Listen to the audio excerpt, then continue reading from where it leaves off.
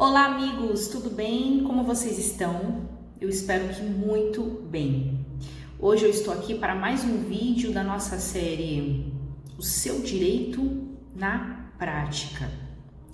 Lembra que eu venho dizendo a vocês que, em razão da pandemia, em razão do Covid-19, muitas pessoas estão buscando na justiça o direito de suspenderem parcelas de financiamento de veículo, de imóvel, pagamento de parcelas de algum contrato bancário. Com base em qual argumento? O argumento de que, em razão da pandemia, a fonte de renda cessou-se ou diminuiu muito. Aquela pessoa está desempregada, aquela pessoa não consegue mais fazer o dinheiro que vinha fazendo no passado. Em razão disso, não é mais possível continuar pagando o financiamento. Lembram-se o quê? Hoje eu vim provar que isso está de fato acontecendo na prática. As pessoas que estão buscando seus direitos, elas estão conseguindo na justiça, tá? Eu vou fazer aqui com vocês uma dinâmica diferente. Eu vou mostrar a decisão judicial, lógico, preservando o nome do autor, preservando o nome do banco e também preservando o nome do juiz. Vocês não saberão disso, certo? Eu não tenho autorização para expor aqui o nome do autor, do banco, do juiz, então, mas também não é necessário, tá? Vocês vão entender mais ou menos a decisão sem necessidade de sabermos o nome das partes, ok? Então vamos lá? Vamos à decisão? Eu vou virar a tela e vocês vão acompanhar aqui no computador comigo, ok? Vamos lá. A decisão que nós temos aqui é uma decisão, como vocês podem ver, ó, ela é de 25 de maio de 2020. Tá vendo ali? Nesse cantinho aqui, ó, a data? Então, 25 de maio de 2020. Muito recente. Tá? Uma decisão lá de Curitiba, lá do TJ Paraná. Como eu disse, eu preservei o nome do autor, preservei o nome do réu, do banco réu e também o número do processo. Bom, primeiramente, o que a gente consegue ver? A gente consegue ver que nessa decisão, o juiz, ele deferiu a justiça gratuita. O que é isso? Quando você vai mover uma ação, qualquer ação judicial, tá? Na esfera civil, você precisa pagar custas, tá? Custas. De custar mesmo, tá? Custa dinheiro mover uma ação. Quando você não tem condições de pagar custas sem colocar em risco seu sustento, a sua sobrevivência ou a sobrevivência da sua própria família, você é considerado pobre na acepção jurídica do termo, você se auto-intitula pobre, você se autodeclara pobre na acepção jurídica do termo, o juiz defere, concede a você o direito de você propor a ação e tramitar durante toda a ação sem pagar R$1 de custas. Nesse caso aqui, o advogado do autor pediu exatamente isso. Pediu a justiça gratuita para que o autor pudesse mover a ação sem pagar custas. Veja bem, o autor está aqui discutindo suspensão de pagamento de financiamento, porque ele não tem dinheiro para pagar financiamento. Ele vai ter dinheiro para pagar custas? Né? Então, para seguir essa lógica, ele pediu a justiça gratuita e conseguiu. Ele conseguiu propor a ação sem pagar R$1. Olha que interessante, que bom, tá? Foi isso que aconteceu aqui. Então, a gente começou com a justiça gratuita, ok? O juiz concedeu a justiça gratuita com base no CPC, com base no Código de Processo Civil. Depois, ó, fulaninho de tal propôs uma ação de obrigação de fazer em desfavor do banco tal, na qual pleiteia. O que ele pleiteou? O que ele quis? Tutela de urgência. A situação era urgente. Ele precisava, naquele momento, que o juiz suspendesse o pagamento das parcelas. Era urgente. Pleiteou a concessão de tutela de urgência para quê? O que ele queria? Ele queria suspender os contratos e respectivas cobranças de parcelas vencidas e vincendas no período de 6 meses. Ele queria que o juiz suspendesse o pagamento das parcelas que já se venceram, as vencidas e as que irão ainda se vencer, vencendas no prazo de 6 meses daqui para frente. bem como abster-se de inserir o nome da autora, no caso é uma mulher, no cadastro de inadimplentes. De nada adiantaria a autora aqui conseguir a suspensão do pagamento das parcelas e o banco X colocar o nome dela no SPC, colocar o nome dela no Serasa, incluir o nome dela no cadastro de inadimplentes, entende? Entende como que o processo civil é um xadrez que tem que ser muito bem jogado? Então não é só pedir a suspensão de parcelas, tem que pedir suspensão de parcelas, também pedir para que o banco não coloque o nome da autora no cadastro de inadimplentes, e eu ainda pediria mais. Eu pediria para que o banco, se fosse um financiamento de veículo, não promovesse ação de busca e apreensão. Vamos lá. Aí, para tanto, diz que mantém um vínculo contratual com a parte ré. Então, a autora diz que tem contratos com a parte ré, juntou aqui o número dos contratos, tal, e que a partir de março de 2020 não teve mais condições de observar as obrigações devidas em razão da pandemia instaurada pelo Covid-19. Viram? Perceberam o que a autora está dizendo? Olha, eu tenho contratos, vários contratos com o Banco Réu, contratos de financiamento, vários contratos. Mas em razão da pandemia, a partir de março de 2019, eu não tive mais condições de arcar com o pagamento das parcelas. Tá contando a historinha, percebe? Tá contando a historinha para o juiz. Vamos continuar. Alega que se encontra impossibilitado de exercer atividade laboral, seja pela imposição do isolamento social imposta pelo Estado, ora pela baixa demanda de trabalhos, risco acentuado de contágio ao entrar em contato com muitas pessoas. Afirma estar desempregado em decorrência da pandemia e que eventual reinserção no mercado de trabalho torna-se cada vez mais difícil, de modo que não ofere qualquer fonte de renda nesta oportunidade, contando apenas com aquela proveniente de um mini mercado de propriedade da sua esposa. Viram?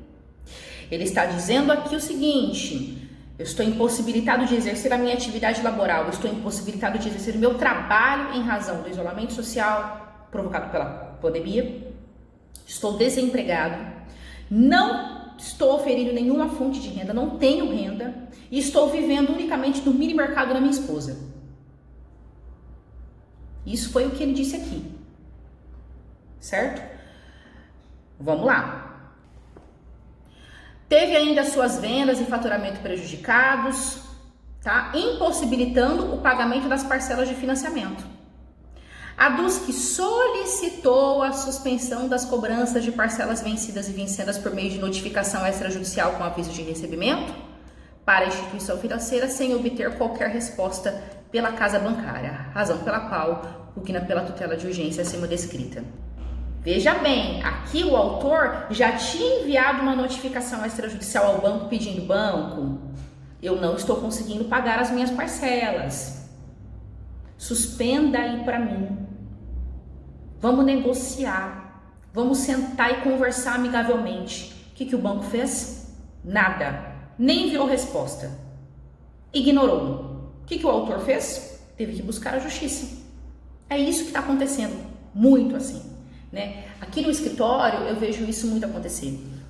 Geralmente a gente começa o caso sempre com uma notificação extrajudicial, tentando amigavelmente resolver ali com o banco, com a instituição financeira, com a financiadora. E quando a gente não consegue resolver amigavelmente, aí a gente ingressa em juízo. E quase sempre a gente não consegue resolver amigavelmente. Tá? Foi exatamente isso que aconteceu aqui. Então vocês percebam que nesse início o autor só contou só disse os fatos ali para o juiz, tá? Então o juiz está dizendo que esse é o relato necessário dos fatos, tá? Foi pedida uma tutela de urgência com base no artigo 300 do CPC. Agora que começa a decisão. Amigos, sempre que você alegar algo, você precisa provar isso que foi alegado, tá? Aqui, no caso concreto, como que o autor escolheu comprovar a sua situação de desemprego? Sabe como? Ele apresentou carteira de trabalho. E ali na carteira de trabalho está escrito que ele se desligou do emprego no dia 20 de fevereiro de 2019. Tá bom, tá longe da pandemia. Tá longe da pandemia. E ele disse ainda que ele não conseguiu desenvolver outra atividade remunerada. Ele não conseguiu um novo emprego desde essa data aqui, ó. Tá vendo como que ele comprovou? Ele disse que está desempregado, que ele não tem condições de arcar com o financiamento, ele comprovou. Isso precisa ser muito bem feito na petição inicial, precisa ser muito bem trabalhado, tá? Vamos lá. Depois aqui ele continua contando a historinha, muitas dificuldades, não encontrou condições de continuar a honrar o pagamento das diversas parcelas de financiamento, muitas dificuldades financeiras, tá vendo?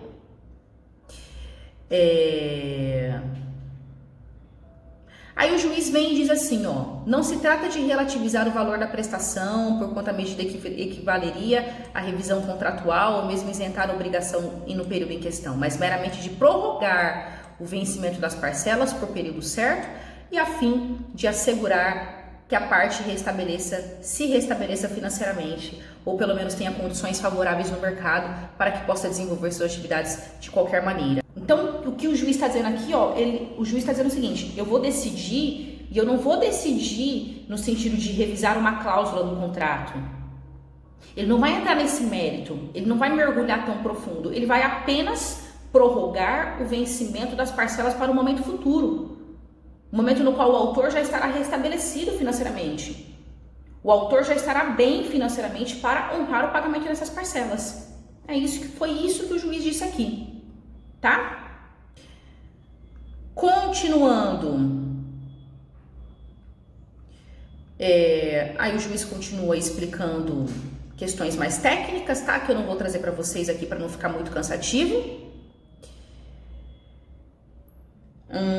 Vamos para o ante o exposto? Quando nós chegamos no ante o exposto, nós chegamos naquela fase na qual o juiz diz exatamente o que ele decidiu. Vamos ver se o autor ganhou ou se ele perdeu? Vamos lá.